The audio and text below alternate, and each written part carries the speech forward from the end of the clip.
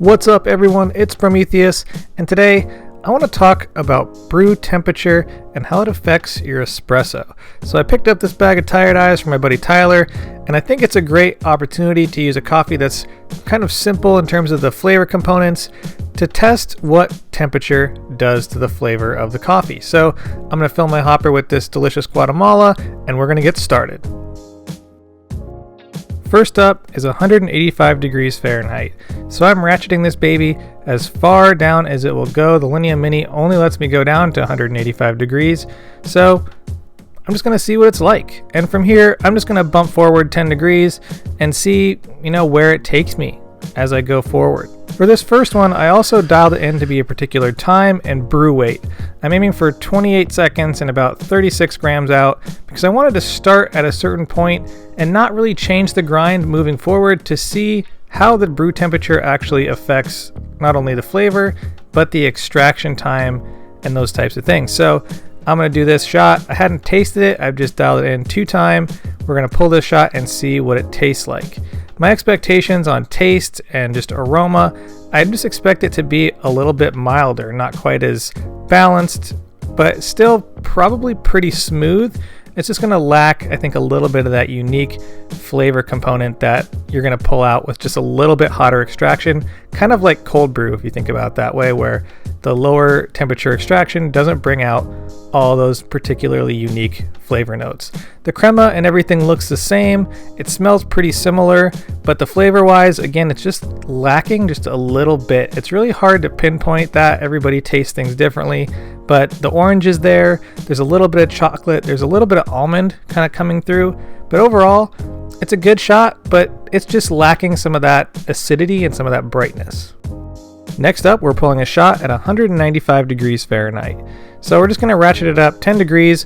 I don't think that's going to have a huge difference in terms of, if we do 5 or 10 degrees up, but I don't have a lot of coffee to work with, and so I'm just going to do these few shots and just see what sort of difference I'm going to pull out. Like I mentioned in the previous pull, again, I'm not changing the grind. I'm going to aim for 18 grams in. I'm going to set the time. I don't want to go more than probably 28 seconds. And I want to see if the hotter brew temperature actually means a faster extracting shot. And when I say faster, I mean it's going to brew more in the same time period. So let's start pulling this shot and see where it falls. As you can see, the first drop of the espresso does fall at roughly the same amount of time as the previous shot, but it is running a bit faster. So at 27 seconds, we're looking closer to 40 grams. So it's kicked up a few grams.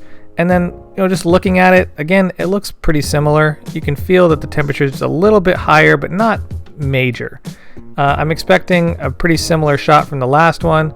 Again, I think complexity is going to start ratcheting up as the temperature goes up, but that's yet to be seen. So let's see what this tastes like.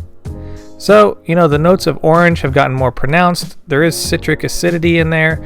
There is some nice chocolate notes that definitely linger a bit longer. There's more body, there's more balance, and you can definitely tell that we're angling towards the ideal brew temperature for espresso. So let's bump up another 10 degrees and see what happens. Next up, I'm pulling a shot at 205 degrees Fahrenheit.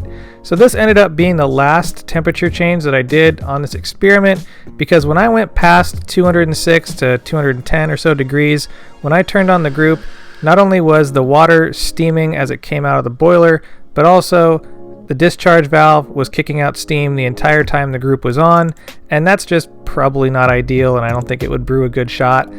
Going over 210 degrees would probably just end up charring it. And I don't know if it was going to even work that well, so I stuck with only doing this 205. So I want to see what this tastes like and how it extracts. Again, the drop time is roughly the same time, but it's running faster. So as we see it wrap up here at 27 seconds, we get out almost 53 grams of coffee. So that's a huge jump from even just 10 degrees prior. The shot itself looks pretty normal. The crema hasn't changed throughout this entire process. This one might be just a little bit thicker, but nothing huge. The smell of it is kind of tainted by the overall temperature of everything, but generally the flavor is pretty good. The orange is still there, the chocolate is there, the caramel actually comes out on this shot, and which leads me to believe that the temperature kind of caramelized it, like kind of maybe burnt it a little bit coming out.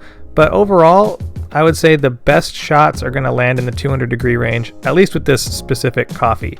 Every coffee is going to be different.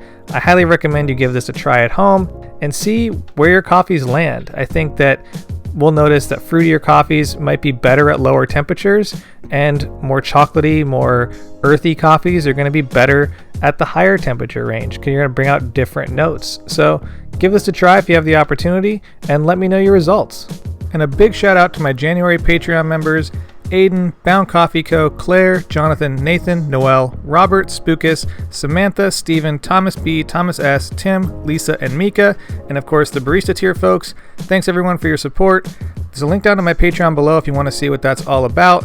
As always, thanks for watching. Don't forget to like, subscribe, share with your friends, hit that little bell button for notifications. I've got new videos every Friday, and as always, stay caffeinated. Pony Boy.